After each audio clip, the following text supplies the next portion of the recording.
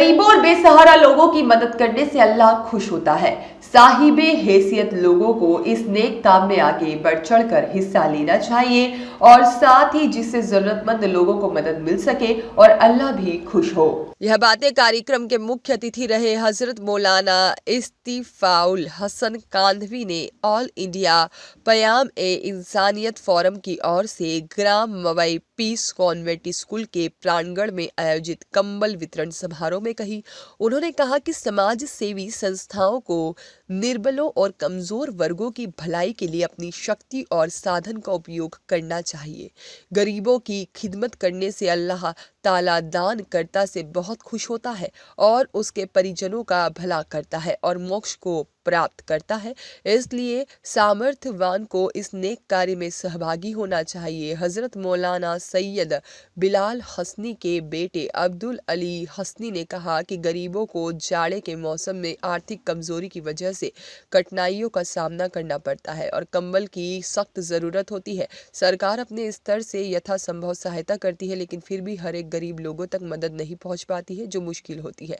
इसलिए समाज सेवी संगठनों और धनवानों को इस पवित्र काम में आगे आना चाहिए। गरीबों को ठंड के मौसम में कंबल बांटना पुण्य का काम है। इससे दाता से विधाता भी खुश होता है। उन्होंने कहा कि देश दुनिया में कुछ लोग ऐसे हैं जो लोगों को जाति और मजहब के नाम पर लड़ा रहे हैं और यह हमको आपको समझना होगा। हिंदू मुसलमान एक दूसरे के साथ भाईचारा बनाकर रखें। इस मौके पर मौलाना आसिम नदवी और सईद अहमद सिपहिया द्वारा विभिन्न गांव के 180 गरीबों और असहाय लोगों को कंबल वितरित किया गया। इस मौके पर थाना अध्यक्ष मवई संदीप त्रिपाठी, मौलाना तारिक खां, डॉक्टर अनवर हुसैन खां, खलीक खां, साथ ही में राहत अली खां और डॉक्टर माज असजद खां, साथ ही में खादिल खान और मास्टर शमीम खां और सरफराज खां, फुल्लू, जुनेद अहमद, गुड्डू खां, आफ्ताब खां, रामदास यादव सहित आदि लोग उपस्थित थे। कि हम इंसान होकर भी वही जिंदगी गुजारने लगे कि हम खाते हैं और पीते हैं और ये समझते हैं कि बस यही जिंदगी। खाना और पीना जिंदगी नहीं, खाना और पीना जिंदगी की जरूरतें हैं, जिंदगी का मकसद नहीं। जिंदगी का मकसद तो ये है कि हम एक दूसरे से मोहब्बत करें, प्रेम करें और एक दूसरे की मदद करें, गरीबों का ख्याल रखें और जो हमारे पड़ोसी हैं अगर वो जरूरतमंद है तो उनका ख्याल रखें। एक इंसानों के करने के काम ये है, तो इंसानों के करने के ये काम हम करें और इंसानों की जिंदगी गुजारें, एक दूसरे के काम आए।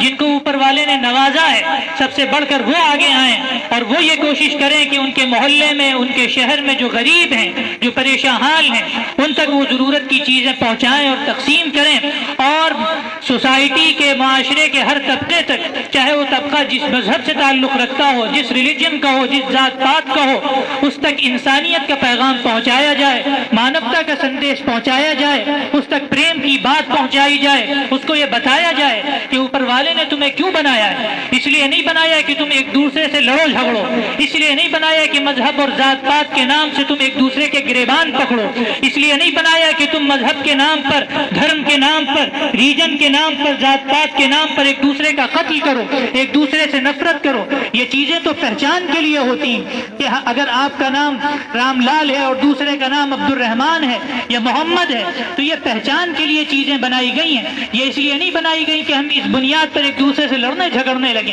ये तो जानवरों के काम है। एक बड़ा जानवर छोटे जानवर को खा जाता है, एक ताकतवर जानवर कमजोर जानवर को खा जाता है। अगर इंसान भी यही काम करने लगे और एक ताकतवर इंसान कमजोर इंसान को दबा दे या कुचल दे या खा जाए तो याद रखिए वो ताकत का मुजाहिरा नहीं कर रहा, वो जानवरियत का मुजाहिरा और हैवानियत का मुजाहिरा कर रहा है। तो मेरे भाइयों, हमें ऊपर वाले ने इंसान बनाया है और इसमें हमारा और आपका कोई कमाल नहीं था।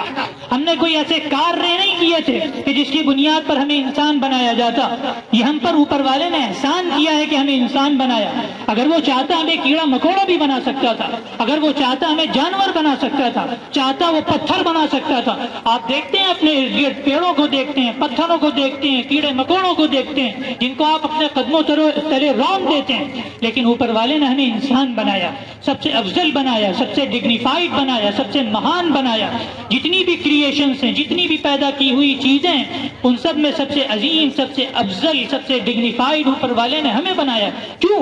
کیونکہ اس نے ہمیں یہ سکھایا ہے کہ انسانوں کے ساتھ کیسا ویوہار کرنا ہے، کس طرح محبت اور پریم کے ساتھ رہنا ہے، کس طرح مانوتا کے ساتھ زندگی گزارنی. اور اگر یہ صفات اور یہ چیزیں ہماری زندگی میں نہ باقی رہیں تو میرے بھائیوں یاد رکھیے، پھر ہم انسان کہلانے کے لائق نہیں، پھر ہم جانور ہو جائیں گے، حیوان ہو جائیں گے. تو میرے بھائیوں، ایک انسان کا مطلب ہی ہوتا ہے انسانیت، مانوتا کا مطلب ہی ہوتا ہے مانوتا.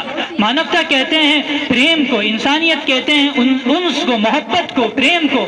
اگر یہ صفات ہماری زندگیوں میں نہیں رہ جاتی تو پھر ہم انسان اور مانو کہلانے کے لائق نہیں. تو اپنی صفت کو سمجھیے اور اپنی زندگی کو سمجھیے، اور اوپر والے نے جو آپ کو نوازا ہے، ایک انسان بنا کر نوازا ہے، اس کو سمجھیے. اور آپ کو جو ساری چیزیں اس نے عطا کی ہیں، آپ کو آنکھیں دی ہیں، آپ کو کان دیے ہیں، ہاتھ پیر دیے ہیں، ایک صحیح سالم جسم دیا ہے، اس کا بھی یہی شکرانہ ہے کہ ہم ایک دوسرے کی خدمت کریں، ایک دوسرے کے کام آئیں. جو غریب ہیں، جو ضعیف ہیں، لاچار ہیں، جو کسی بھی طرح سے مجبور ہیں، ہم ان کے کام آئیں، ان کی مدد کریں، ان کے سامنے انسانیت کے کام کریں، کہ ان کو بھی محسوس ہو کہ اگر ہم کو کسی طرح کی بھی مجبوری ہے، کسی بھی طرح کی معذوری ہے، تو ایک دوسرا انسان جس کو اللہ نے یا اوپر والے نے پوری طرح سے نوازا ہے، وہ ہمارے کام آتا ہے، وہ ہماری مدد کرتا ہے، وہ ہماری سہایتا کرتا ہے. اس کے اندر یہ احساس ہمیں پیدا کرنا ہے، اور اسی سے محبتیں بڑھیں گی، اسی سے پریم بڑھے گا، اسی سے نفرتیں ختم ہوں گی، اور ایک خوشگوار ماحول پیدا ہوگا،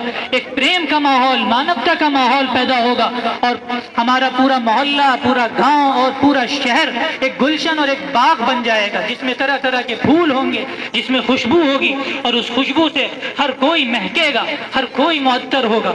تو میرے بھائیوں، انہی کاموں کو لے کر اور اسی سندیش کو لے کر ہمیں آگے بڑھنا ہے، اپنی زندگیوں کو گزارنا ہے. مولانا علی میاں صاحب جن کا میں نے ذکر کیا، ان کا یہی درد تھا اور یہی ان کی تڑپ تھی کہ اس دیش کے اندر محبت کا پیغام پھلے پھولے، پریم کا پیغام سندیش پھلے پھولے، اور کبھی بھی یہاں کے لوگ آپس میں لڑے جھگڑے نہ، ہندو اور مسلمان لڑے جھگڑے نہ. اس دیش کا وکاس اسی وقت ممکن ہو سکے گا جب ہندو اور مسلمان کندھے سے کندھا ملا کر کام کریں گے اور ایک ساتھ مل کر کام کریں گے. یہی اس دیش کی خصوصیت رہی ہے.